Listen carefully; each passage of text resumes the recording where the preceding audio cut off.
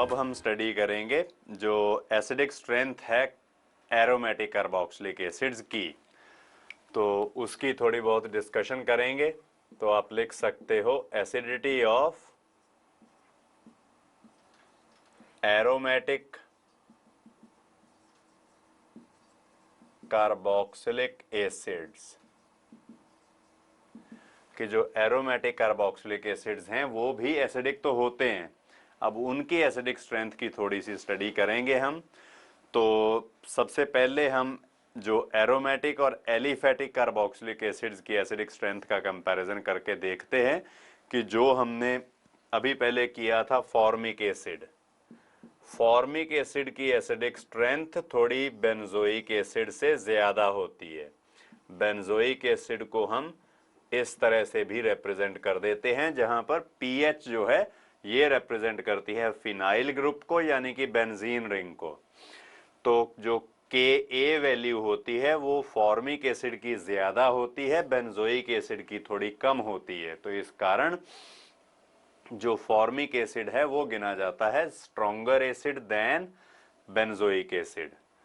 तो इसलिए अब ये हम देखना है हमें कि why formic acid is a stronger acid than benzoic acid. तो इसके लिए दो इफेक्ट्स हम देखते हैं कि वो आते हैं ध्यान में हमारे। वो दो एसिड्स कौन कौन से हैं? पहला इंडक्टिव इफेक्ट होगा,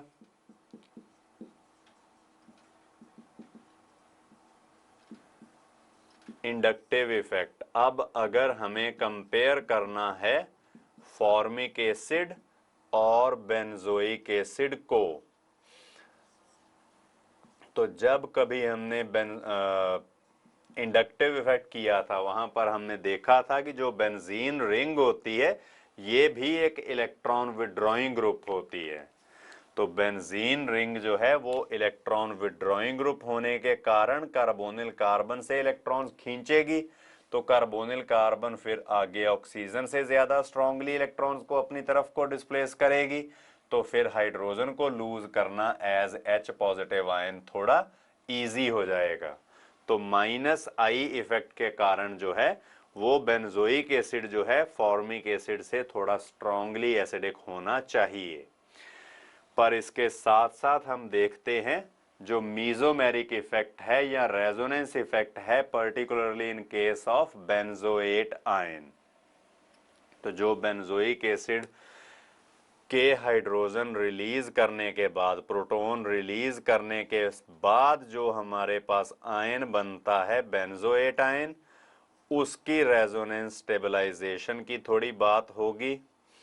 तो यहां पर आप देख सकते हो एक कार्बोनिल ग्रुप लगा है टू बेंजीन, और बेंजीन रिंग के ऊपर अगर कोई कार्बोनिल ग्रुप लगा हो तो -M इफेक्ट वो शो करता है, यानी कि अब बेंजीन रिंग से थोड़े बाहर की तरफ को इलेक्ट्रॉन्स जाएंगे। तो -M इफेक्ट कैसे होगा कार्बन और ऑक्सीजन में? तो ऑक्सीजन ज्यादा इलेक्ट्रोनेगेटिव है कार्बन से, इस कारण जो शेयर्ड इलेक्ट्रॉन पेयर है ये ट्रांसफर हो जाएगा ओवर ऑक्सीजन। डबल बॉन्ड में जो पाई बॉन्ड है जो लूजली हेल्ड होता है, वीक बॉन्ड होता है तो लूजली हेल्ड होते हैं पाई इलेक्ट्रॉन्स। तो ये पाई इलेक्ट्रॉन्स दोनों जो हैं ये ऑक्सीजन के ऊपर ट्रांसफर हो जाते हैं। तो इस तरीके से हमें मिलेगा, ये एक कार्बन के साथ दो ऑक्सीजन लगे हैं जिन दोनों के ऊपर नेगेटिव चार्ज है। अब कार्बन के ऊपर आएगा पॉजिटिव चार्ज, तो जो नीचे पाई बॉन्ड है ये वाले पाई इलेक्ट्रॉन्स ऊपर को ट्रांसफर हो जाएंगे। तो यहां पर होगा डबल बॉन्ड, और ये वाली जो कार्बन है इसका एक इलेक्ट्रॉन का लॉस होने के कारण इसके ऊपर आ जाएगा पॉजिटिव चार्ज, लाइक दिस। तो इस तरीके से हम देखते हैं कि due to mesomeric effect -M effect जो इलेक्ट्रॉन्स हैं वो बेंजीन रिंग से बाहर को जा रहे हैं। फिर पॉजिटिव पाई कंजुगेशन होने के कारण जो पाई इलेक्ट्रॉन्स हैं वो इधर को ट्रांसफर होंगे, मतलब रेजोनेंस जो है वो कंटिन्यू चलेगी आगे। तो नेक्स्ट रेजोनेटिंग स्ट्रक्चर जो है वो कुछ इस तरह से हमें अपीयर होगी।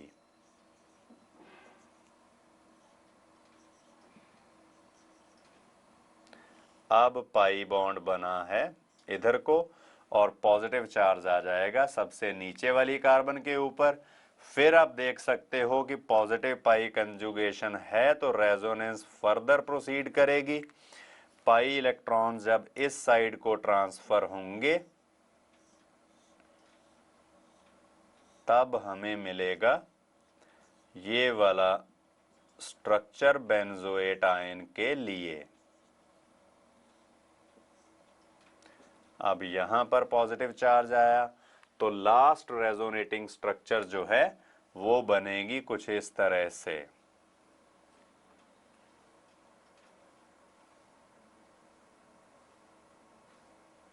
कि ये वाला लोन पेयर इधर शिफ्ट हो जाएगा तो हमें बेंजोएट आयन की लास्ट रेजोनेटिंग स्ट्रक्चर इस तरह से अपीयर होगी। यहां पर रह जाएगा सिंगल बॉन्ड और इधर आ जाएगी नेगेटिवली चार्ज्ड ऑक्सीजन। अब इस केस में आप देख सकते हो कि बेंजीन रिंग से इलेक्ट्रॉन्स ऊपर को गए हैं, बाहर को गए हैं, तो ऐसे इफेक्ट को हम बोलते हैं -m इफेक्ट। जब रेजोनेंस से इलेक्ट्रॉन्स दूर डिस्प्लेस हों तो उसको -m इफेक्ट बोलेंगे। -m इफेक्ट के कारण जो इंटेंसिफिकेशन ऑफ चार्ज हो रही है, दोनों जो क्लोजली प्लेस्ड ऑक्सीजन एटम्स हैं उनके ऊपर नेगेटिव चार्ज थोड़ा इंटेंसिफाई हो रहा है। और ऊपर यहां पर इंडक्टिव इफेक्ट के कारण बेंजीन रिंग ने इलेक्ट्रॉन्स नीचे को विड्रॉ किए थे, यानी कि एसिडिक स्ट्रेंथ को इंक्रीज करने की बात की थी। तो अब इंडक्टिव इफेक्ट और रेजोनेंस इफेक्ट जो हैं या मीजोमेरिक इफेक्ट जो हैं ये एक दूसरे के अगेंस्ट ऑपरेट कर रहे हैं। इंडक्टिव इफेक्ट जो है -I इफेक्ट ये कहता है कि एसिडिक स्ट्रेंथ इंक्रीज होगी, पर कार्बोक्सिलेट आयन में जो मीजोमेरिक इफेक्ट हो रहा है उसके अकॉर्डिंगली अगर देखा जाए तो एसिडिक स्ट्रेंथ डिक्रीज होनी चाहिए, क्योंकि जो कार्बोक्सिलेट आयन है इसमें -m इफेक्ट के कारण डीस्टेबलाइजेशन हो रही है। तो नेट रिजल्ट क्या होगा कि बेंजोइक एसिड से प्रोटॉन निकल तो आएगा पर उतना इजीली नहीं निकलेगा जितना इजीली फॉर्मिक एसिड से निकलता है। तो आप लिख सकते हो यहां पर the -m effect or mesomeric effect here or mesomeric effect here operates against the -I effect.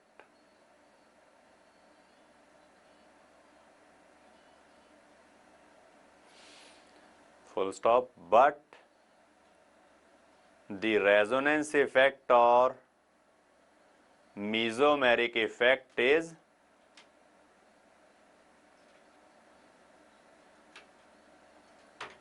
dominant than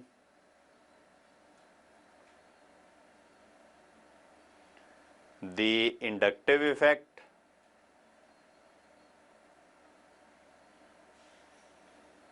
Therefore,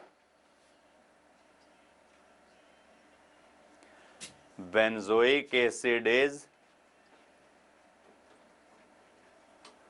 somewhat weaker acid than formic acid. Benzoic acid is somewhat weaker than formic acid. तो इस बात से हम ये conclusion निकालते हैं कि जो भी एरोमेटिक कार्बोक्सिलिक एसिड्स होते हैं वो एलिफेटिक कार्बोक्सिलिक एसिड से थोड़े कम एसिडिक ही होते हैं या थोड़े वीकली एसिडिक ही होते हैं।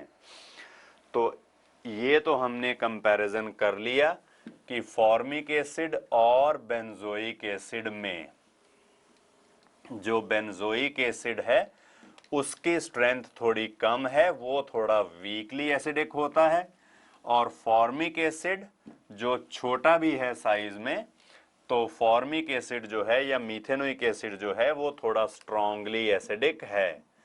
तो इन दोनों की एसिडिक स्ट्रेंथ का जो ऑर्डर है वो हम इस तरीके से भी ड्रॉ कर सकते हैं, लाइक दिस। तो इन दोनों में फॉर्मिक एसिड जो है, मीथेनोइक एसिड, ये ज्यादा स्ट्रांगली एसिडिक है as compare to aromatic acid और बेंजोइक एसिड। तो फिर इसके बाद आएगी बात अब कि जो बेंजोइक एसिड है इसमें अगर हम डिफरेंट सब्स्टिट्यूएंट्स लगा दें ओवर द बेंजीन रिंग तो तब कैसा उनके ऊपर इफेक्ट होगा एसिडिक स्ट्रेंथ के ऊपर। तो अब एरोमेटिक एसिड्स में हम स्टडी करेंगे effect of substituents on acidic character of benzoic acid. तो आप हेडिंग लिख सकते हो, effect of substituents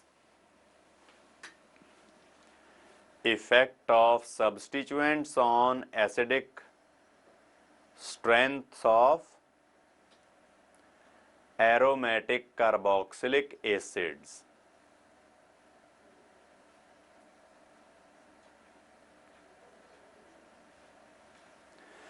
अब ये कंपेयर करने से पहले, स्ट्रेंथ की बात करने से पहले हमें देखना होगा ऑर्थो इफेक्ट। ये अब से पहले नहीं आया कभी। तो ऑर्थो पोजीशन पर हम कोई भी ग्रुप लगा दें, चाहे वो इलेक्ट्रॉन विड्रॉइंग ग्रुप हो चाहे वो इलेक्ट्रॉन रिलीजिंग ग्रुप हो, ये इसकी एसिडिक स्ट्रेंथ को, बेंजोइक एसिड की एसिडिक स्ट्रेंथ को इंक्रीज ही करता है, चाहे जो ग्रुप लगाया है वो इलेक्ट्रॉन रिलीजिंग हो चाहे वो इलेक्ट्रॉन विड्रॉइंग हो। तो इस कारण जो ऑर्थो सब्स्टिट्यूटेड बेंजोइक एसिड होगा वो सबसे स्ट्रांगली एसिडिक होगा, stronger than the other substituted और even the non substituted benzoic acid. तो आप लिख सकते हो सबसे पहले ortho effect,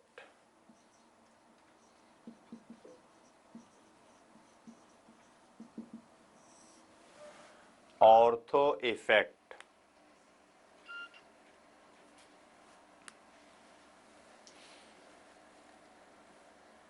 both electron releasing and electron withdrawing groups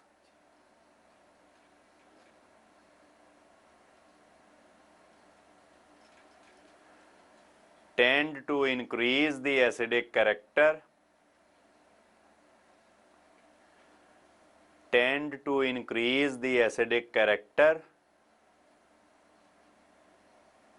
when these are present at the ortho positions, when these are present at the ortho positions।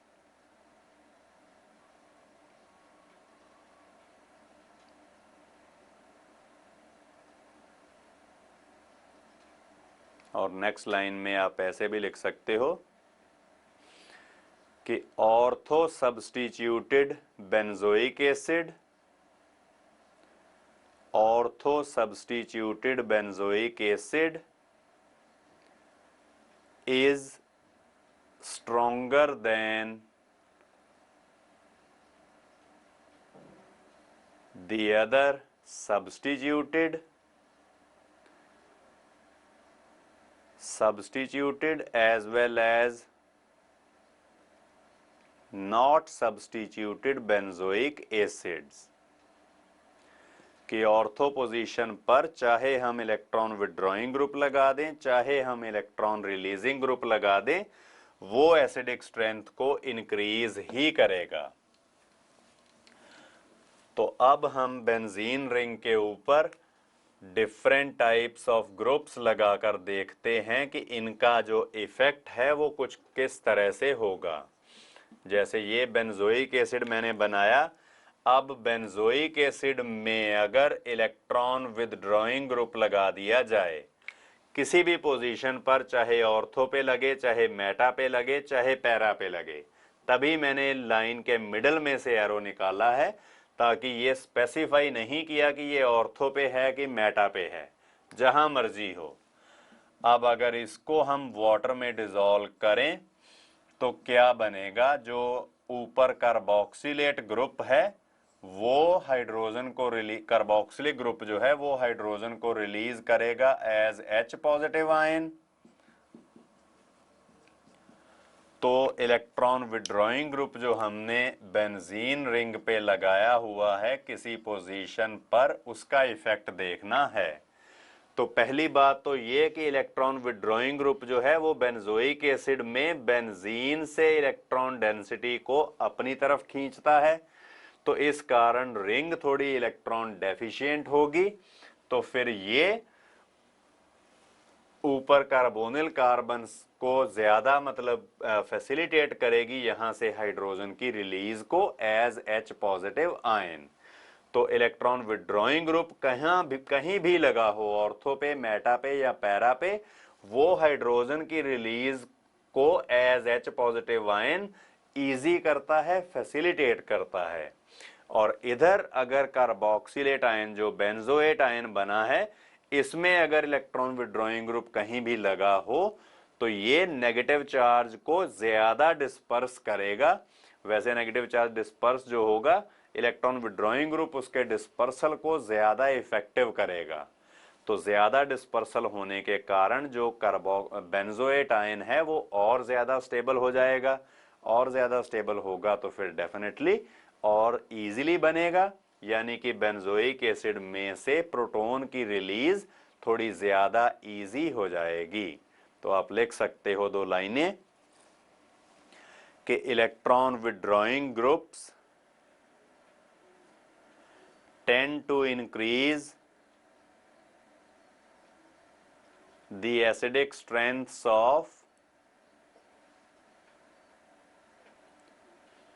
benzoic acids, tend to increase the acidic strengths of benzoic acids।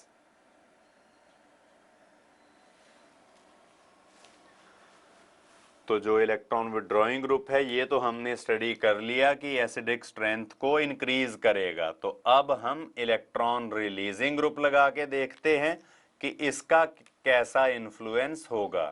Electron releasing group जो है वो ring को electron देगा, जहां मर्जी लगा हो, चाहे ऑर्थो पोजीशन पर, चाहे मेटा पोजीशन पर, चाहे पैरा पोजीशन पर लगा हो। तो ये वाला ऑर्डर आप जो एक्सप्रेशन मैंने बनाई है, इक्वेशन, ये आप दोबारा लिख लो। अब इलेक्ट्रॉन रिलीजिंग ग्रुप लगाकर हम ये लिखेंगे। तो जो इलेक्ट्रॉन रिलीजिंग ग्रुप है इसका इन्फ्लुएंस कैसे होगा। पहली बात, इलेक्ट्रॉन रिलीजिंग ग्रुप है तो ये रिंग के ऊपर इलेक्ट्रॉन डेंसिटी को इंक्रीज करेगा, तो फिर ऊपर से इलेक्ट्रॉन डेंसिटी नीचे आने के चांसेस थोड़े कम होंगे।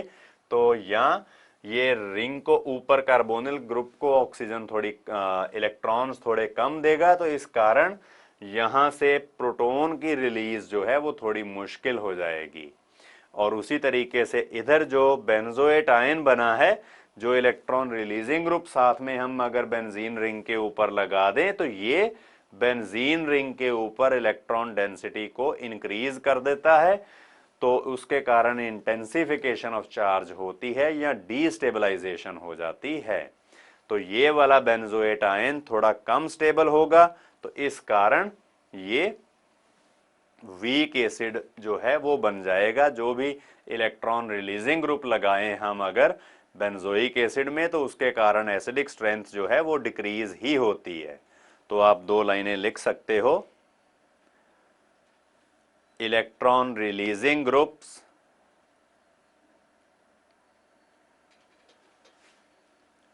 tend to decrease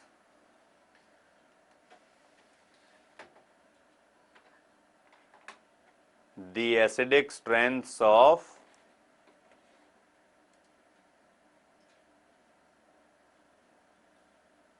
aromatic carboxylic acids, aromatic carboxylic acids और बेंजोइक एसिड्स भी कह देते हैं हम इनको। और बेंजोइक एसिड्स। तो ये तो हमने देख लिया कि इलेक्ट्रॉन विड्रॉइंग ग्रुप के कारण जो एसिडिक स्ट्रेंथ है वो इंक्रीज होगी, जबकि इलेक्ट्रॉन रिलीजिंग ग्रुप के कारण एसिडिक स्ट्रेंथ जो है वो डिक्रीज होगी।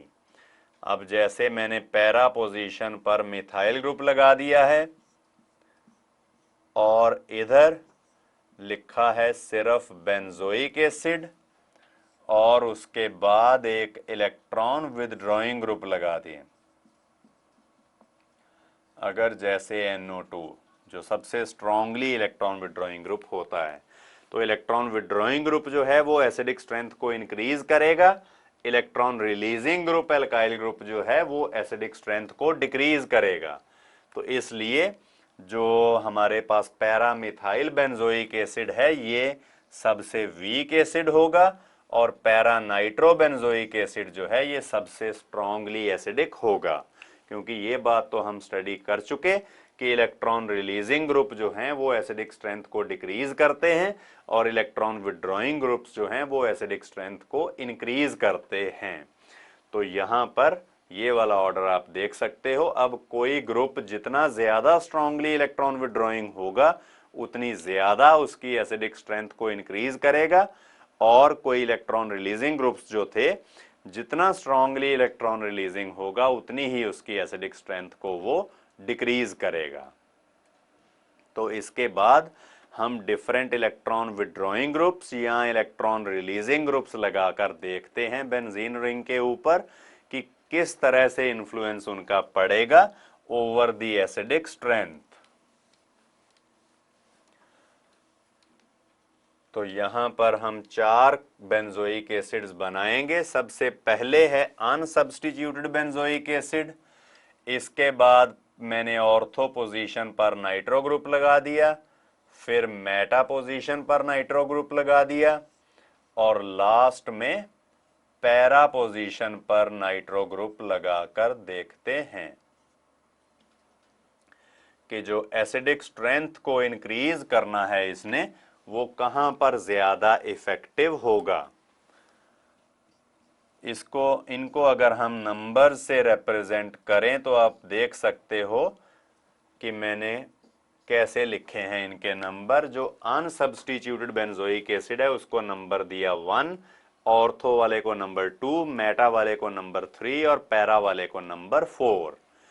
तो अब आपको ये देखना है कि कहां पे नाइट्रो ग्रुप का इन्फ्लुएंस ज्यादा होगा और कहां पर कम होगा। ऐसी ही चीज हमने फिनोल्स की एसिडिक स्ट्रेंथ को जब कंपेयर किया था तब भी स्टडी की थी कि ऑर्थो, मेटा और पैरा में से कौन सा ज्यादा स्ट्रांगली एसिडिक होता है और कौन सा कम स्ट्रांगली, या जो इलेक्ट्रॉन विड्रॉइंग और रिलीजिंग ग्रुप्स हैं उनका इफेक्ट कहां पे ज्यादा होता है एट ऑर्थो और पैरा पोजीशंस। तो इसलिए उसी बात को ध्यान में रखते हुए आप अपने अकॉर्डिंगली जो भी इनका इंक्रीजिंग ऑर्डर बनता है एसिडिक स्ट्रेंथ में या डिक्रीजिंग ऑर्डर बनता है वो लिखो। कि जैसे हम अगर इंक्रीजिंग ऑर्डर ही लिखें तो पहले सबसे वीक एसिड, जैसे मैं बिल्कुल सिंपल वे में लिख रहा हूं ये 1 2 3 4 इंक्रीजिंग ऑर्डर इस तरह से लिखा जाएगा। तो आप लोग इन चारों जो कार्बोक्सिलिक एसिड्स मैंने लिखे हैं इनको अरेंज करो in the increasing order of carboxylic acids. अब ये वाला जो ऑर्डर मैंने लिखा है ये करेक्ट नहीं है, ऑफ कोर्स ये करेक्ट नहीं है, पर आपको इसी तरीके से जो सही ऑर्डर है इनकी एसिडिक स्ट्रेंथ का वो लिखना है अपनी अपनी कॉपी के ऊपर। तो लिखना शुरू करो आप। अब ये लिखने का इस तरीके से फायदा क्या होगा, अब जब आप लिखोगे खुद तो थोड़ा दिमाग चलाओगे, दिमाग अपना यूज करोगे कि क्या कैसे कैसे इन्फ्लुएंस करेंगे जो डिफरेंट ग्रुप्स प्रेजेंट हैं एट ऑर्थो, मेटा और पैरा पोजीशंस। तो उसके मुताबिक आप जो अपनी थिंकिंग के मुताबिक जो कंक्लूजन निकालोगे वो अपनी कॉपी पे लिखोगे ऑर्डर में। फिर मैं आपको बताऊंगा कि जो करेक्ट ऑर्डर है वो क्या है, तब आपको पता चलेगा कि आपने कहाँ पे एक मिस्टेक की है। जो भी हम लॉजिक सीख रहे हैं या समझ रहे हैं उसमें आपने कहाँ पर थोड़ी सी आप में आपकी थिंकिंग में कमी रही, तो फिर उसको आप मॉडिफाई कर सकते हो, बढ़िया कर सकते हो बड़ी इजीली। तो जब तक हम कोई काम नहीं करेंगे तब तक गलती भी नहीं होगी, और जब तक गलती नहीं होगी तब तक उसमें इम्प्रूवमेंट करना भी हम नहीं सीखेंगे। तो मैंने तभी आपको बोला है कि जो भी आपके अकॉर्डिंगली इनकी एसिडिक स्ट्रेंथ का ऑर्डर बनता है उसको इस तरह से अरेंज करके लिखो। और अब मैं आपको बताता हूं जो सही ऑर्डर है वो कैसा होगा। Nitro group strongest electron withdrawing group है। अब इलेक्ट्रॉन विड्रॉइंग ग्रुप है तो ये तो एसिडिक स्ट्रेंथ को इंक्रीज करेगा ही करेगा। तो इसलिए जो अनसब्स्टिट्यूटेड बेंजोइक एसिड है जो नंबर 1 से मैंने लिखा है, ये सबसे वीक एसिड होगा, और बाकी के तीनों जो हैं वो इससे स्ट्रांगली एसिडिक होंगे। और फिर सेकंड देखो, ऑर्थो नाइट्रोबेंजोइक एसिड। तो मैंने आपको अभी ऑर्थो इफेक्ट करवाया था जिसमें मैंने आपको बताया था कि ऑर्थो पोजीशन पर कोई मर्जी सब्स्टिट्यूएंट लगा दो, चाहे इलेक्ट्रॉन विड्रॉइंग ग्रुप लगाओ चाहे इलेक्ट्रॉन रिलीजिंग ग्रुप लगा दो, वो बाकी के सभी कार्बोक्सिलिक एसिड से स्ट्रॉन्गर एसिड ही होगा। तो ऑर्थो इफेक्ट के कारण जो नंबर 2 है ऑर्थो नाइट्रोबेंजोइक एसिड, वो सबसे स्ट्रांगली एसिडिक हो जाएगा। तो अब बचे हैं सिर्फ मेटा और पैरा वाले। तो इन दोनों में हमें देखना है कि कौन सा कार्बोक्सिलिक एसिड जो है वो ज्यादा स्ट्रांगली एसिडिक है और कौन सा वीक है। तो बेटा जी जब हम रेजोनेंस इफेक्ट स्टडी कर रहे थे तो तब हमने इफेक्टिवली अच्छी तरह से ये सीखा था कि चाहे इलेक्ट्रॉन विड्रॉइंग ग्रुप हो लगा चाहे इलेक्ट्रॉन रिलीजिंग ग्रुप लगा हो, इनका इफेक्ट ज्यादा होता है ऑर्थो और पैरा पोजीशंस पर। यानी कि जो इलेक्ट्रॉन विदड्रॉइंग ग्रुप्स होते हैं वो ऑर्थो पैरा पोजीशन से ज्यादा इलेक्ट्रॉन विदड्रॉ करते हैं, वहां पर पार्शियल पॉजिटिव चार्ज करते हैं जनरेट, और जो इलेक्ट्रॉन रिलीजिंग ग्रुप होते हैं वो ऑर्थो पैरा पोजीशन पर पार्शियल नेगेटिव चार्ज बनाते हैं। तो इसका मतलब हुआ कि जो ये थर्ड और फोर्थ में ये वाला जो नाइट्रो ग्रुप है, थर्ड में मेटा नाइट्रोबेंजोइक एसिड में, ये कहां से ज्यादा स्ट्रांगली इलेक्ट्रॉन्स को विड्रॉ करेगा। मैं रेड डैशेस से ये पोजीशन सिग्निफाई कर दी हैं कि इन तीनों पोजीशन से ये ज्यादा स्ट्रांगली इलेक्ट्रॉन्स खींचता है, क्योंकि इन्हीं तीनों पोजीशंस पर पार्शियल पॉजिटिव चार्ज आता है। तो जो कार्बन जिसके ऊपर साथ जिसके लगा है कार्बोक्सिलिक ग्रुप, उसके ऊपर तो इसका रेजोनेंस इफेक्ट से कोई इन्फ्लुएंस नहीं है। जबकि पैरा वाला आप देखो अगर, तो ये इधर से विड्रॉ करेगा इलेक्ट्रॉन्स, इधर से करेगा या फिर उसी कार्बन से करेगा जिसके ऊपर कार्बोक्सिलिक ग्रुप लगा है। तो नाइट्रो ग्रुप जो है पैरा पोजीशन पर अगर लगा है तो कार्बोक्सिलिक ग्रुप वाली कार्बन से ये ज्यादा स्ट्रांगली इलेक्ट्रॉन्स को खींचता है। तो इस कारण विड्रॉल ऑफ इलेक्ट्रॉन ज्यादा होने के कारण, ज्यादा इफेक्टिव होने के कारण यहां से हाइड्रोजन की रिलीज इजी हो जाती है एज H पॉजिटिव आयन। तो नाइट्रो ग्रुप का ज्यादा इन्फ्लुएंस होगा जब वो लगा हो पैरा पोजीशन के ऊपर। तो पैरा वाला जो है वो थोड़ा ज्यादा स्ट्रांगली एसिडिक होगा, मेटा वाला जो है वो उसके कंपैरेटिवली वीक एसिड रह जाएगा। तो नाइट्रो ग्रुप लगा हो अगर ऑर्थो पे या पैरा पे, तब वो ज्यादा स्ट्रांगली एसिडिक करता है। मेटा पे लगा हो तो उतना स्ट्रांगली एसिडिक नहीं करता है। और ऑर्थो नाइट्रोबेंजोइक एसिड जो है वो तो ऑर्थो इफेक्ट के कारण सबसे स्ट्रांगली एसिडिक हो जाता है। तो इस तरीके से ये करेक्ट ऑर्डर है जो मैंने आपको विद रीजनिंग एक्सप्लेन करते करते ही बताया है, ताकि आपको ये क्लियर भी हो जाए कि जो करेक्ट ऑर्डर है वो क्या है। तो यहां पर जो आया पैरा वाला, पैरा और मेटा वाला लिखना था, तो पैरा वाला थोड़ा सा स्ट्रांगली एसिडिक है, यहां पर नंबर 4 लिखना था जी। तो सबसे वीक एसिड है अनसब्स्टिट्यूटेड बेंजोइक एसिड, और सबसे स्ट्रांगली एसिडिक है जो ऑर्थो नाइट्रोबेंजोइक एसिड है। फिर मेटा और पैरा में मैंने आपको बताया कि पैरा वाला नंबर 4 वाला थोड़ा ज्यादा स्ट्रांगली एसिडिक होगा, और जो मेटा वाला है वो थोड़ा सा उससे वीक एसिड होगा। तो ये तो था इलेक्ट्रॉन विड्रॉइंग ग्रुप्स अगर लगे हों बेंजीन रिंग के ऊपर तो तब उनका इन्फ्लुएंस किस तरह से होगा। अब हम इसके बाद इलेक्ट्रॉन रिलीजिंग ग्रुप्स लगाकर देखते हैं। तो इस केस में भी आप बिल्कुल ऐसे ही increasing order of acidic strength लिखोगे, जो मैं डिफरेंट 4 बेंजोइक एसिड्स बनाने लगा हूं यहां पर।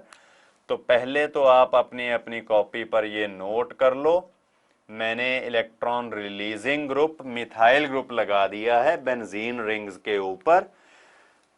तो पहला कार्बोक्सिलिक एसिड है अनसब्स्टिट्यूटेड बेंजोइक एसिड, फिर ऑर्थो सब्स्टिट्यूटेड, फिर मेटा सब्स्टिट्यूटेड और फिर पैरा सब्स्टिट्यूटेड। तो इतना तो हमें पता है कि इलेक्ट्रॉन रिलीजिंग ग्रुप्स जो भी हैं, जैसे मिथाइल ग्रुप इलेक्ट्रॉन रिलीजिंग है तो उसने एसिडिक स्ट्रेंथ को डिक्रीज ही करना है। पर अगर आप देखो तो बेटा ऑर्थो पोजीशन पर अगर मिथाइल ग्रुप लगा हो तो ऑर्थो इफेक्ट के कारण ये वाला कार्बोक्सिलिक एसिड तो स्ट्रॉन्गेस्ट हो जाएगा among all these 4 carboxylic acids. तो नंबर 2 वाला तो यहां पर स्ट्रॉन्गेस्ट एसिड होगा। फिर बाकी के ये जो 3 और 4 हैं इलेक्ट्रॉन रिलीजिंग ग्रुप के कारण एसिडिक स्ट्रेंथ इनकी कम होगी। तो 3 और 4 की जो एसिडिक स्ट्रेंथ है वो फर्स्ट से अनसब्स्टिट्यूटेड बेंजोइक एसिड से भी कम होगी। तो इसलिए इसके बाद ऑर्थो मिथाइल बेंजोइक एसिड के बाद नंबर आएगा बेंजोइक एसिड का, और फिर बचे वही मेटा और पैरा वाले। तो इन दोनों का कंपैरिजन अगर हमें करना हो तो बेटा मिथाइल ग्रुप अगर पैरा पोजीशन पर लगा है तो इसका इलेक्ट्रॉन रिलीजिंग इन्फ्लुएंस यहां पर ज्यादा है। अगर ये मेटा पे लगा है तब इसका इन्फ्लुएंस इस कार्बन के ऊपर जिसके साथ कार्बोक्सिलिक ग्रुप अटैच्ड है उतना ज्यादा स्ट्रांग नहीं होता है। तो इसलिए एसिडिक स्ट्रेंथ को जो डिक्रीज करेगा ग्रुप पैरा पोजीशन पर है तो ज्यादा डिक्रीज करेगा, मेटा पर है तो उतना इफेक्टिवली डिक्रीज नहीं कर पाएगा। तो इसलिए जो पैरा वाला है वो तो वीकेस्ट एसिड ही गिना जाएगा, इससे स्ट्रांग होगा मेटा वाला। और फिर उससे स्ट्रांग हमने देखा कि जो अनसब्स्टिट्यूटेड बेंजोइक एसिड है, और सबसे स्ट्रांगली एसिडिक है जो ऑर्थो पोजीशन के ऊपर मैंने मिथाइल ग्रुप लगाकर बताया है। तो इस तरीके से हम देखते हैं कि जो डिफरेंट कार्बोक्सिलिक एसिड्स हैं उनकी एसिडिक स्ट्रेंथ के ऊपर सब्स्टिट्यूएंट्स का इफेक्ट कैसे होता है। तो बेसिकली हमने 2 आइडियाज किए पहले, एक तो कि जो इलेक्ट्रॉन रिलीजिंग ग्रुप्स हैं वो एसिडिक स्ट्रेंथ को डिक्रीज करते हैं, और इलेक्ट्रॉन विड्रॉइंग ग्रुप्स जो हैं वो एसिडिक स्ट्रेंथ को इंक्रीज करते हैं। फिर यही हमने दोनों ग्रुप्स बारी बारी डिफरेंट पोजीशंस पर अटैच करवा के देखे कि किस पोजीशन पर उसका इन्फ्लुएंस ज्यादा स्ट्रांग है या कहां पर ज्यादा वीक है। तो किस तरीके से जो इनकी एसिडिक स्ट्रेंथ्स हैं वो वेरी करती हैं, ये हमने ऑर्डर बनाकर भी एक्सप्लेन कर लिए हैं। तो मेरे ख्याल से अब आपको कोई डिफिकल्टी नहीं होनी चाहिए कि जो कार्बोक्सिलिक एसिड्स हैं डिफरेंट सब्स्टिट्यूटेड बेंजोइक एसिड्स, इनकी एसिडिक स्ट्रेंथ किस तरह से वेरी होगी। फिर भी अगर आपको कोई डिफिकल्टी रह जाए तो आप मुझसे पूछ सकते हो, जो सैटरडे को हमारा सेशन होता है उसमें।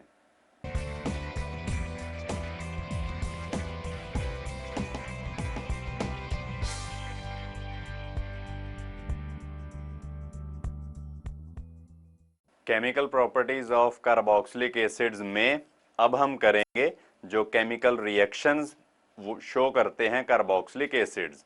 अब कार्बोक्सिलिक एसिड्स भी कई तरह से रिएक्शन शो करते हैं, जैसे हम पिछले ग्रुप्स में पढ़ते आ रहे हैं डिफरेंट टाइप्स ऑफ रिएक्शंस। तो वैसे ही हम कार्बोक्सिलिक एसिड्स की केमिकल रिएक्शंस को भी कैटेगराइज करेंगे। तो केमिकल रिएक्शंस में सबसे पहली आएगी type these will be reactions involving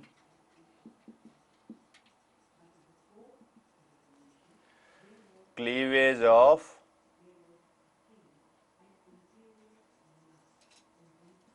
OH bond. और ये जैसे कि हमने अल्कोहल्स में भी देखा था कि out of oxygen and hydrogen oxygen is more electronegative, और जो भी एटम ज्यादा इलेक्ट्रोनेगेटिव होता है शेयर्ड इलेक्ट्रॉन पेयर उसी की तरफ ट्रांसफर होता है। तो इसलिए इन सभी रिएक्शंस में जो हाइड्रोजन है ये H पॉजिटिव आयन की फॉर्म में लूज होगा, तो इसलिए ये रिएक्शन शो करेंगी acidic nature of carboxylic acids को भी। तो इन जो रिएक्शंस अब हम स्टडी करने लगे हैं, इन सभी रिएक्शंस में जो कार्बोक्सिलिक एसिड्स हैं ये हाइड्रोजन रिलीज करेंगे एज H पॉजिटिव आयन। तो मतलब ये सारी रिएक्शन शो करेंगी acidic nature of carboxylic acids. तो इनमें सबसे पहली रिएक्शन जो है वो है रिएक्शंस विद एक्टिव मेटल्स। तो एक्टिव मेटल्स जो है ये तो बड़ी पुरानी बात चली आ रही है कि कौन सी मेटल्स को हम एक्टिव मेटल्स कहते हैं। ये बात मैं पहले भी बता चुका हूं कि वो मेटल्स जो कार्बोक्सिलिक जो किसी भी एसिड के साथ रिएक्शन करके हाइड्रोजन गैस लिबरेट करे उन मेटल्स को हम एक्टिव मेटल्स बोलते हैं। तो अब हम देखेंगे कि जो कार्बोक्सिलिक एसिड्स हैं वो कौन कौन सी टाइप की एक्टिव मेटल्स के साथ रिएक्शन शो करते हैं। अब जैसे मैंने इथेनोइक एसिड लिया एग्जांपल, तो ये रिएक्ट करेगी with sodium. 2 mole ethanoic acid और 2 मोल सोडियम ये रिएक्ट करके बना देते हैं sodium salt of carboxylic acid. यहां पर ऑक्सीजन के ऊपर लोन पेयर और नेगेटिव चार्ज होता है, सोडियम के ऊपर पॉजिटिव चार्ज होता है। आयनिक कंपाउंड होने के कारण ही इसको हम कॉमनली सॉल्ट बोल देते हैं। तो सॉल्ट का मतलब सिर्फ वो नमकीन चीजें नहीं होता, सॉल्ट्स हम किसी भी आयनिक कंपाउंड के लिए यूज करते हैं वर्ड। तो इस तरह से सोडियम के साथ रिएक्शन करके इथेनोइक एसिड ने हाइड्रोजन गैस प्रोड्यूस कर दी। इसी तरीके से अगर हम सोडियम की बजाय कैल्शियम मेटल लें तो कैल्शियम एक डाइवेलेंट मेटल है, ये 2 बॉन्ड्स बना सकती है, तो 2 कार्बोक्सिलिक एसिड मॉलिक्यूल्स यूज होंगे। तो इन दोनों में जो बॉन्ड है ऑक्सीजन का वो बनेगा विद कैल्शियम। तो मैं इसकी पूरी स्ट्रक्चर ही ड्रॉ करके आपको बता रहा हूं कि किस तरह से जो कंपाउंड है, जो प्रोडक्ट है वो फॉर्म होगा। हाइड्रोजन यहां से लूज हो जाएगी एज H पॉजिटिव आयन और O के ऊपर नेगेटिव चार्ज आया, तो ये कैल्शियम जो होता है Ca2 पॉजिटिव आयन की फॉर्म में होता है, उसके साथ 2 कोवेलेंट बॉन्ड्स बना लेंगे प्लस वही हाइड्रोजन गैस प्रोड्यूस हो जाएगी। पहले तो नेसेंट हाइड्रोजन लिबरेट होती है, वो फिर एक दूसरे के साथ कंबाइन करके मॉलिक्यूलर हाइड्रोजन बना देते हैं। तो इस तरीके से हमें कैल्शियम एसीटेट या कैल्शियम इथेनोएट जो है वो ऑब्टेन होता है। अब ऐसे ही बिल्कुल सिमिलर वे में रिएक्ट करेंगे जो एरोमेटिक कार्बोक्सिलिक एसिड्स हैं, जैसे मैं यहां पर बेंजोइक एसिड की एग्जांपल ले रहा हूं। बेंजोइक एसिड में बेंजीन रिंग को मैंने C6H5 लिख दिया है, तो ये फिनाइल ग्रुप होता है। बेंजीन रिंग में से एक हाइड्रोजन रिप्लेस करके C6H6 होती है बेंजीन, तो अगर एक हाइड्रोजन रिप्लेस करके कार्बोक्सिलिक ग्रुप लगा दिया जाए तो ये बन जाएगी बेंजोइक एसिड। तो ये मैग्नीशियम के साथ रिएक्शन करके बिल्कुल इसी तरीके से ही magnesium salt of carboxylic acid बना देगी दिस, प्लस बिल्कुल वैसे ही मॉलिक्यूलर हाइड्रोजन प्रोड्यूस होगी, मैग्नीशियम बेंजोएट बना। तो इन सभी रिएक्शंस में आप देख सकते हो कि जो कार्बोक्सिलिक एसिड्स हैं, चाहे वो एलिफेटिक हैं चाहे वो एरोमेटिक है, ये एक्टिव मेटल्स के साथ रिएक्शन करके हाइड्रोजन गैस लिबरेट कर रहे हैं। तो ये एक हमारे पास डायरेक्ट प्रूफ हो गया इनकी एसिडिक नेचर का कि कार्बोक्सिलिक एसिड जो हैं ये एसिडिक नेचर शो करते हैं या ये इस तरह से केमिकली रिएक्ट करते हैं जैसे एसिड्स किया करते हैं ऑर्डिनरीली। अब जो कार्बोक्सिलिक एसिड्स हैं ये काफी स्ट्रॉन्ग एसिड्स हैं एज कंपेयर टू अल्कोहल्स और फिनोल्स। तो ये भी हमने स्टडी किया है पहले कि अल्कोहल्स जो हैं वो अल्कली के साथ रिएक्शन नहीं करती, पर फिनोल्स तो कर जाती हैं। तो अगर फिनोल्स कर जाती हैं तो फिर कार्बोक्सिलिक एसिड जो हैं ये तो फिनोल से भी ज्यादा स्ट्रांगली एसिडिक होते हैं, फिर ये तो करेंगे ही करेंगे विद रिएक्ट विद अल्कली। तो सेकंड हम रिएक्शंस करते हैं रिएक्शंस विद हाइड्रोक्साइड्स। कॉमनली हम मेटालिक हाइड्रोक्साइड्स लेते हैं, अदरवाइज भी जो भी बेसिक हाइड्रोक्साइड होगा वो हम कंसिडर कर सकते हैं इन रिएक्शंस में। जैसे ये इथेनोइक एसिड लिया या एसिटिक एसिड, अगर इसमें सोडियम हाइड्रोक्साइड ऐड किया जाए तो ये क्योंकि एक एसिड है ये बेस है, और एसिड बेस न्यूट्रलाइजेशन रिएक्शन तो इंस्टेंटली हो जाती है, तो यहां पर हमें कोई हीट करने की भी जरूरत नहीं होगी। प्लस वाटर, यहाँ पे कार्बोक्सिलिक एसिड हाइड्रोजन को लूज करेगा एज H पॉजिटिव आयन और NaOH देगा OH नेगेटिव आयन। तो OH नेगेटिव और H पॉजिटिव एक दूसरे के साथ कंबाइन होकर मॉलिक्यूलर वाटर बना देंगे, न्यूट्रल वाटर बनाएंगे। और इसी तरीके से अगर ये मैं एरोमेटिक कार्बोक्सिलिक एसिड ले रहा हूं, कंसिडर कर रहा हूं, तो ये अगर हम कोई और बेस ले लें लाइक अमोनियम हाइड्रोक्साइड, ये एक वीक बेस होता है, तो ये बेंजोइक एसिड के साथ रिएक्शन करके अमोनियम बेंजोएट प्लस वाटर बना देगा, C6H5 C double bond O NH4। यहां पर ऑक्सीजन के ऊपर लोन पेयर और नेगेटिव चार्ज होता है और अमोनियम आयन में नाइट्रोजन के ऊपर पॉजिटिव चार्ज हुआ करता है। तो जो भी हो, चाहे बेस स्ट्रॉन्ग हो चाहे बेस वीक हो, कार्बोक्सिलिक एसिड जो हैं ये उनके साथ रिएक्शन करके वाटर तो प्रोड्यूस करेंगे ही करेंगे, वाटर और साथ में सॉल्ट यानी कि आयनिक कंपाउंड जो है वो प्रोड्यूस करते हैं। तो इस तरीके से रिएक्शंस विद हाइड्रोक्साइड्स हम कंसिडर कर रहे हैं। जैसे NaOH है तो इसको तो हम अल्कली भी कह देते हैं, तो अल्कलीज के साथ तो रिएक्शन इन्होंने करनी ही करनी है। अब अगर एरोमेटिक जो एसिड्स हैं, कार्बोक्सिलिक एसिड्स हैं, ये अगर अमोनियम हाइड्रोक्साइड के साथ रिएक्शन कर जाएंगे तो एलिफेटिक तो करेंगे ही करेंगे, क्योंकि ये भी हमने कल जो कार्बोक्सिलिक एसिड्स की स्ट्रेंथ्स कंपेयर की थी वहां पर पढ़ा था कि जो एलिफेटिक कार्बोक्सिलिक एसिड्स होते हैं वो स्ट्रॉन्ग एसिड्स होते हैं as compare to aromatic acids. तो इसलिए अगर बेंजोइक एसिड रिएक्ट कर गया विद फॉर्मिक एसिड तो फिर इथेनोइक एसिड या कोई और एलिफेटिक कार्बोक्सिलिक एसिड तो रिएक्ट करेगा ही करेगा। तो मेटल हाइड्रोक्साइड्स के बाद तीसरी टाइप की रिएक्शंस आती हैं, reactions with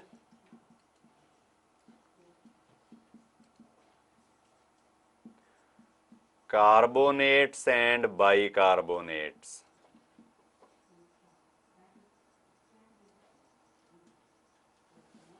reactions with carbonates and bicarbonates. अब जो कार्बोनेट्स होते हैं ये भी थोड़े वीकली बेसिक ही होते हैं, तो इसलिए रिएक्शंस तो बिल्कुल सिमिलर वे में ही शो करेंगे। अब जैसे सोडियम कार्बोनेट हो Na2CO3, तो सोडियम कार्बोनेट है क्या बेसिकली, ये चीज आप पढ़ते हो आयोनिक इक्विलिब्रियम चैप्टर में भी कि सोडियम कार्बोनेट सॉल्ट होता है of strong base NaOH and weak acid H2CO3। Carbonic acid एक काफी वीक एसिड होता है, इन दोनों की रिएक्शन से जो सॉल्ट बनता है दैट इज सोडियम कार्बोनेट। तो सोडियम कार्बोनेट जो है ये सॉल्ट हुआ of a strong base with a weak acid. तो इसका हाइड्रोलाइज्ड सॉल्ट सॉल्यूशन भी बेसिक होगा या एल्केलाइन होगा। तो ये भी जैसे अल्कली या NaOH रिएक्ट किया था बिल्कुल वैसे ही कार्बोक्सिलिक एसिड के साथ रिएक्ट करेगा।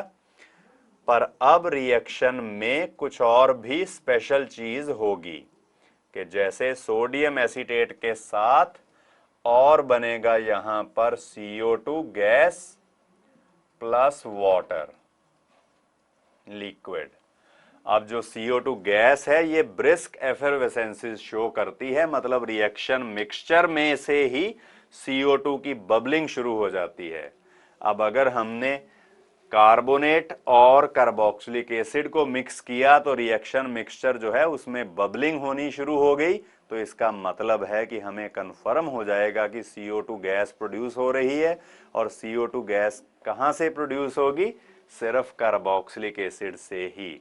अगर हम कार्बोक्सिलिक एसिड की रिएक्शन करवाएं विद मेटल कार्बोनेट्स और बाइकार्बोनेट्स तो तब जो CO2 की ब्रिस्क एफरवेसेंसेस प्रोड्यूस होती हैं उनसे हमें क्लियर हो जाता है कि जो भी कंपाउंड है वो कार्बोक्सिलिक एसिड ही है। ऑर्गेनिक कंपाउंड जो हैं बेसिकली कौन कौन से हैं जो एसिडिक होते हैं अभी तक हमने जो पढ़े हैं, एक हैं अल्कोहल्स, फिनोल्स और carboxylic acids.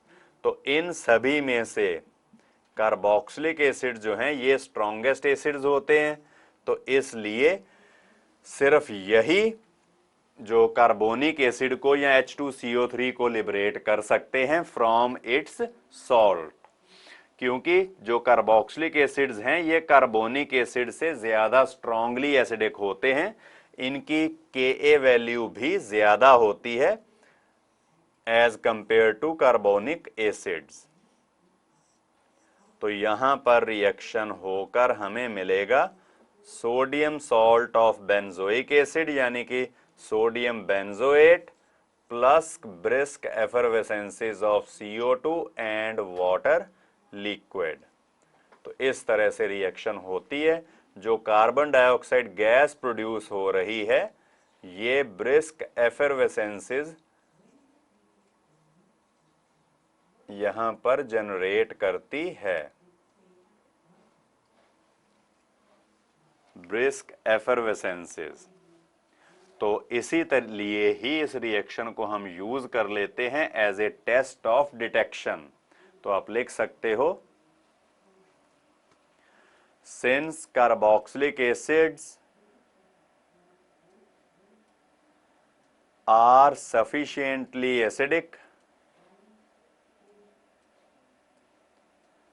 are sufficiently acidic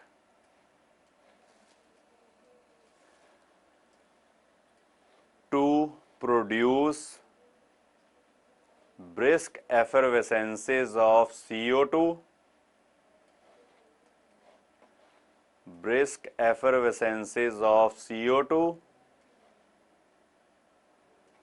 upon reaction with metal carbonates or bicarbonates। metal carbonates or bicarbonates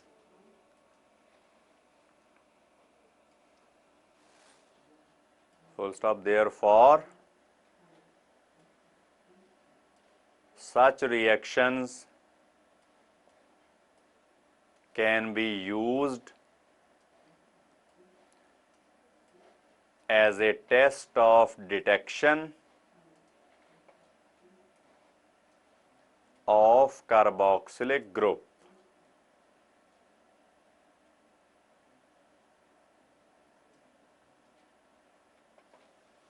as a test of detection of carboxylic group, क्योंकि मेटल कार्बोनेट या बाइकार्बोनेट के साथ कोई भी और कंपाउंड रिएक्ट करके carbon dioxide की brisk एफरवेसेंसेस produce नहीं करता, क्योंकि बाकी सभी जो एसिडिक भी हैं ऑर्गेनिक कंपाउंड्स वो कार्बोनिक एसिड से वीकली एसिडिक होते हैं, वीक एसिड्स होते हैं।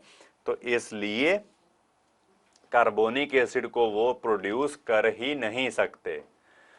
और फिर जो लास्ट रिएक्शन आती है क्लीवेज ऑफ OH बॉन्ड वाली, that is reactions with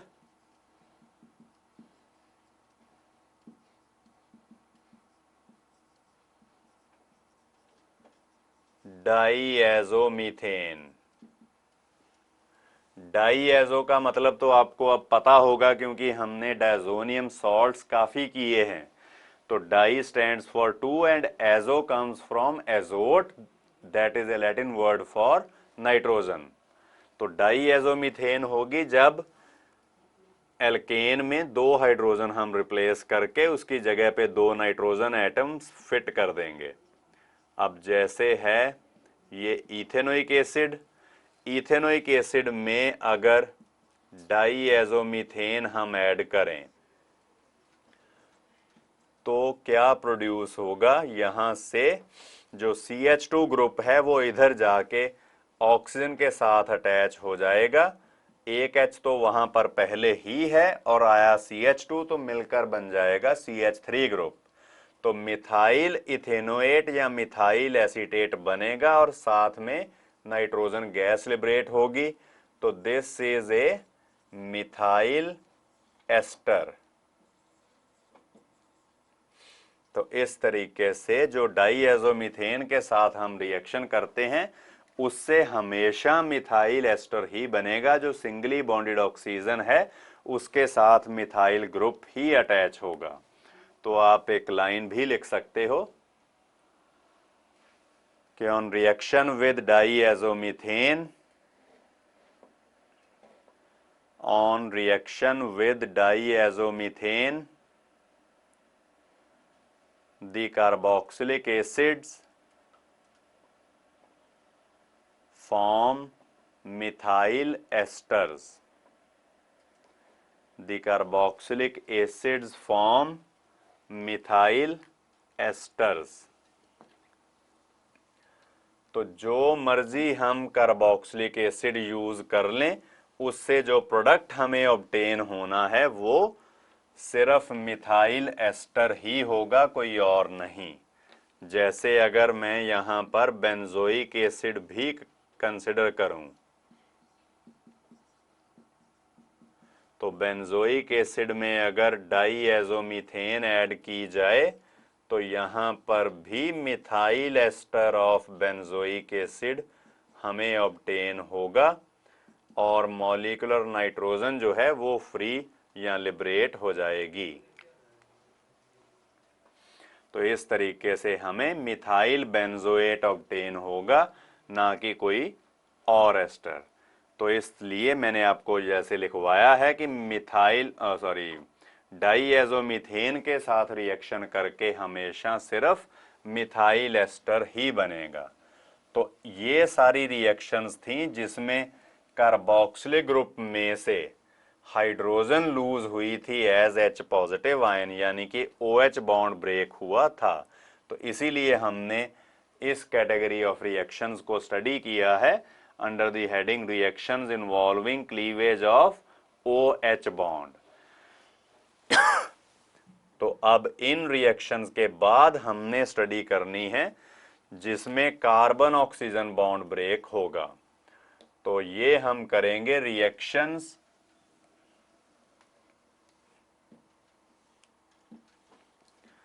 due to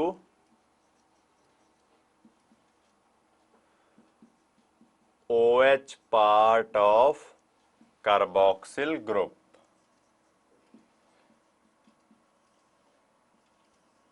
carboxylic group बोल दो चाहे कार्बोक्सिल ग्रुप बोल दो, एक ही बात है। अब हम कार्बोक्सिलिक एसिड्स की वो वाली रिएक्शंस करने लगे हैं जिनमें OH ग्रुप पार्टिसिपेट करेगा। अब ये कोई ज़रूरी नहीं होता कि OH ग्रुप जो है वो OH नेगेटिव आयन की फॉर्म में लूज हो, जैसे बेसिस जो हैं वो OH नेगेटिव आयन लूज करते हैं। तो इसीलिए ही मैंने यहाँ पर OH नेगेटिव लूज होना या अब इनके बेसिक कैरेक्टर जैसी कोई बात नहीं की है। इसमें इतनी बात ज़रूर है कि कार्बोक्सिलिक एसिड जो हैं उनसे OH ग्रुप ही लूज होगा। तो इन रिएक्शंस में हम करते हैं पहले application reaction.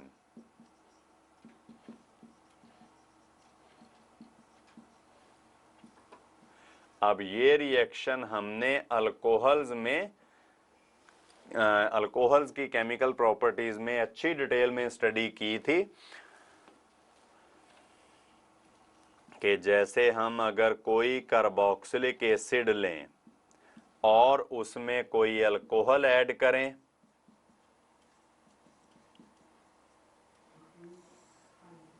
In the presence of concentrated H2SO4, मतलब एसिडिक मीडियम में रिएक्शन होगी, अदरवाइज रिएक्शन बहुत स्लो होगी। इन रिएक्शंस में जो कार्बोक्सिलिक एसिड्स होते हैं वो कैटलिस्ट का काम करते हैं, मतलब रिएक्शन को काफी फास्ट कर देते हैं, अदरवाइज रिएक्शन बुरी तरह से स्लो चलती है।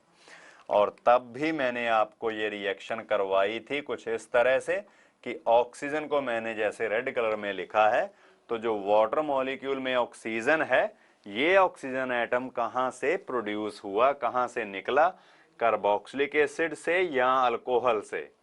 तो यहाँ पर फिर अल्कोहल्स में ही हमने ये मैकेनिज्म के साथ समझा था कि जो वैसे तो कार्बोक्सिलिक एसिड जो हैं ये स्ट्रॉन्गर एसिड्स होते हैं, तो कार्बोक्सिलिक एसिड को हाइड्रोजन लूज करनी चाहिए एज H पॉजिटिव आयन, ना कि अल्कोहल को।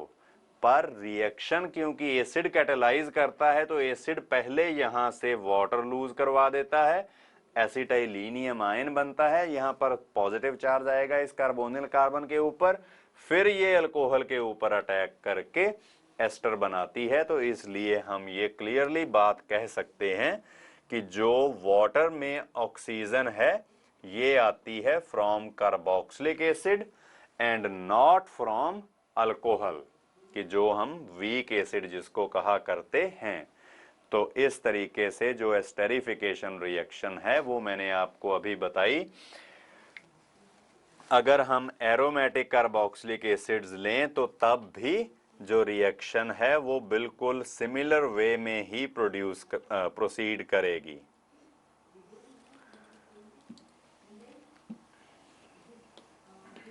तो यहां पर हम बेंजोइक एसिड की एग्जांपल लेकर रिएक्शन को प्रोसीड करवा के देखते हैं कि बेंजोइक एसिड प्लस अगर हम करें मीथेनॉल, और बिल्कुल वैसे ही एसिडिक मीडियम में in the presence of acid which acts as a catalyst, तो अब हमें बेंजोइक एसिड का एस्टर मिलेगा या बेंजोएट मिलेगा। जैसे यहां पर मीथेनॉल से मिथाइल ग्रुप ही आया, तो मिथाइल बेंजोएट प्लस वाटर जो है वो फॉर्म हुआ। तो जो भी एस्टेरिफिकेशन रिएक्शंस हैं ये कैटलाइज की जाती हैं बाय द एसिड्स। तो आप लिख लो, the esters are quite sweet smelling substances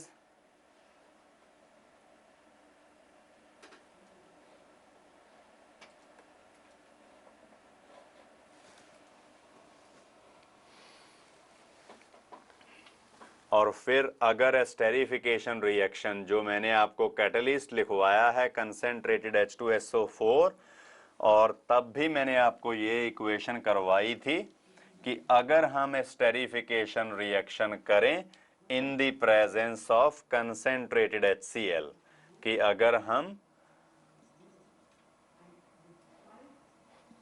concentrated HCl लें या HCl गैशियस फॉर्म में ही लें वो ज्यादा बेटर रहता है। तो if the reaction is carried out in the presence of HCl gaseous और बाय यूजिंग HCl गैशियस, तो तब इस एस्टेरिफिकेशन रिएक्शन को हम फिशर स्पीयर एस्टेरिफिकेशन भी बोल देते हैं। तो आप लिख सकते हो कि if the esterification reaction is carried out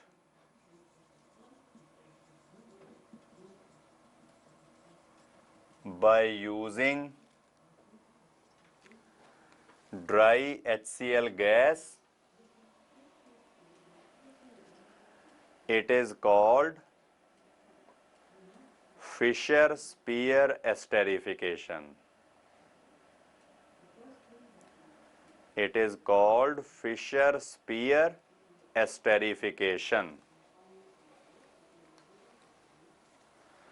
और फिर एस्टेरिफिकेशन रिएक्शन ही हम आगे स्टडी करते हैं, जिसमें इंट्रामॉलिक्यूलर एस्टेरिफिकेशन हम करेंगे कि जब एक ही मॉलिक्यूल में कार्बोक्सिलिक ग्रुप भी हो और अल्कोहलिक ग्रुप भी हो। तो इसके लिए आप दो लाइनें लिख सकते हो कि सम हाइड्रोक्सी एसिड्स अब हाइड्रोक्सी एसिड्स होंगे वो वाले कार्बोक्सिलिक एसिड जिनमें एक हाइड्रोक्सिल ग्रुप या OH ग्रुप भी प्रेजेंट होगा। तो some hydroxy acids have a capacity to form cyclic esters called lactones. Cyclic esters called lactones. अब lactones होते हैं cyclic acids। तो आप लिख सकते हो आगे द इंट्रामॉलिक्यूलर। अब अगर एक ही मॉलिक्यूल में कार्बोक्सिलिक ग्रुप भी है और अल्कोहलिक ग्रुप भी है जो रिएक्शन में पार्टिसिपेट करते हैं, तो रिएक्शन को तो हम डेफिनेटली इंट्रामॉलिक्यूलर ही कहेंगे। तो आपने लिखना है the intramolecular esterification readily takes place when the ring formed is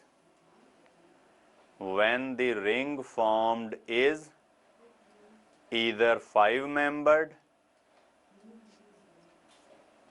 or 6-membered. When the ring formed is either 5-membered or 6-membered.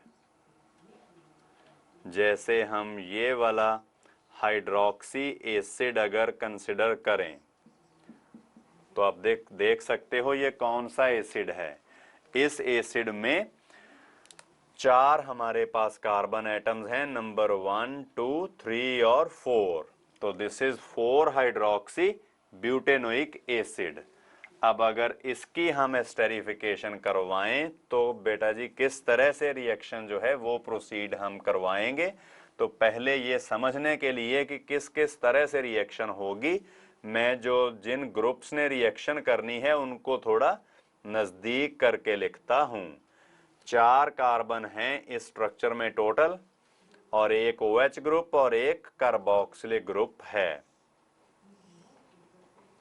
अब यहां पर ये कार्बोक्सिलिक ग्रुप आया और इधर ऊपर फिर आएगा OH ग्रुप। और आपको पता है कि एस्टेरिफिकेशन रिएक्शन जब भी होनी होती है, अल्कोहल से हाइड्रोजन जाता है और कार्बोक्सिलिक ग्रुप से OH ग्रुप निकलेगा। तो यहाँ पर इस तरीके से एक वाटर मॉलिक्यूल के लॉस होने से ये ऑक्सीजन डायरेक्टली इस कार्बोनिल कार्बन के साथ अटैच हो जाएगी और हमें मिलेगा एक गामा लैक्टोन।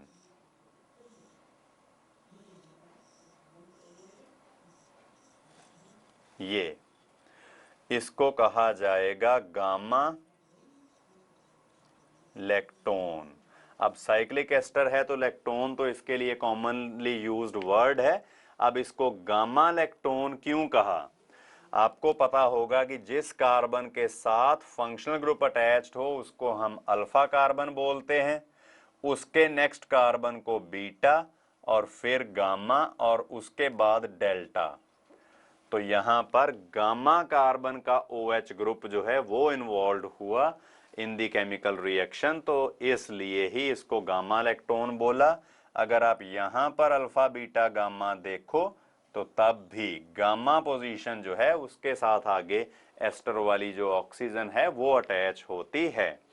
तो अगर हम ये लें 4 हाइड्रोक्सी ब्यूटेनोइक एसिड लेंगे तो हमारे पास गामा लैक्टोन बनेगा। और इसी तरीके से अगर हम 5 कार्बन वाला कार्बोक्सिलिक एसिड लें, हाइड्रो एसिड लें, तो तब हमारे पास एक डेल्टा लैक्टोन बनेगी। तो जो मैं आपको रिएक्शन लिखकर ही एक्सप्लेन करता हूं।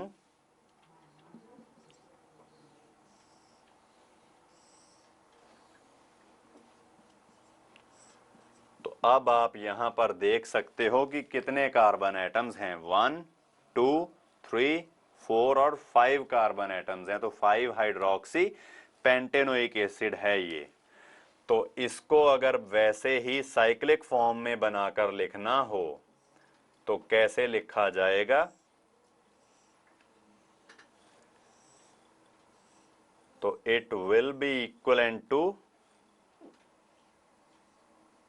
This structure. अब क्योंकि आपको बताया गया है कि कार्बोक्सिलिक एसिड से OH ग्रुप ने लूज होना होता है, तो तभी मैंने अल्कोहल का हाइड्रोजन थोड़ा अलग करके लिखा ताकि आपको जो लॉस ऑफ वाटर होना है वो थोड़ा ज्यादा साफ दिखाई दे। यहां से एक वाटर लूज होगा। अब एस्टेरिफिकेशन करनी है तो नो डाउट ये बिल्कुल स्ट्रेट चेन तो होती नहीं है, 3 डायमेंशनल होती है। हर एक कार्बन की यहाँ पर इस कार्बन की, इसकी और इसकी और इसकी sp3 हाइब्रिडाइजेशन है तो टेट्राहेड्रल ज्योमेट्री होगी। तो जो 5th कार्बन वाला OH ग्रुप है वो घूम घुमा के इस OH ग्रुप के नजदीक ही आएगा। तो इस तरीके से हमें जो इलेक्ट्रॉन मिलेगा वो कुछ इस तरह से अपीयर होगा।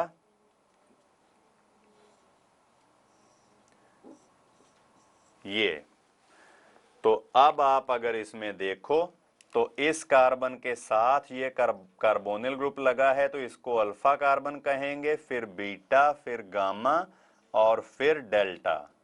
तो अब डेल्टा पोजीशन पर जाके एस्टर बना है तो तभी हम इस कंपाउंड को बोलते हैं एक डेल्टा लैक्टोन।